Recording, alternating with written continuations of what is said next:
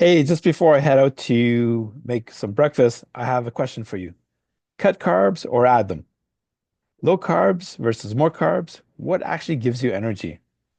Hey, my name is Francois. I'm the founder and chief health and wellness specialist here at the Pink Clinic. And have you ever felt like one person tells you to cut the carbs while another swears you need more? Carbs have been sometimes a hot topic of conversation, especially in the food and nutrition world. So, what's the truth?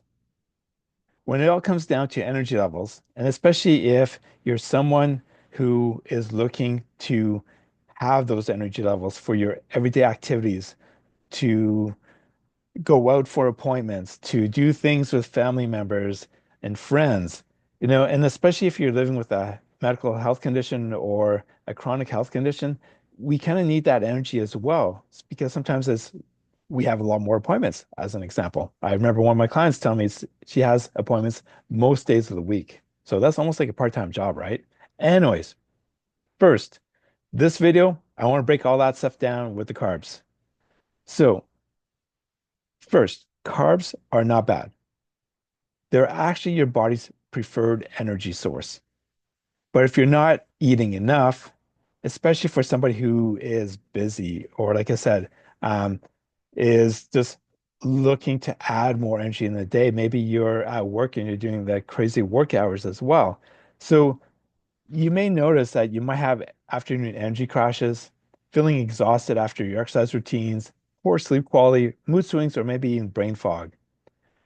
Sometimes I see this when some of my clients first come to me. They think they need to go low carb, lose the weight, but instead they just end up feeling drained and struggling to get through the day. So the fix, if you're dragging, try adding some slow digesting carbs. Things like sweet potatoes, quinoa, or oats, especially at breakfast or after a workout as well. I remember just the other day I had the oats, after doing a workout. It actually really good.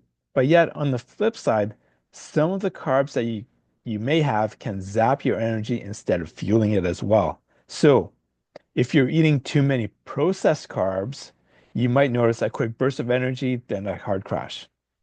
Constant cravings for sweets or snacks, feeling sluggish after meals as well.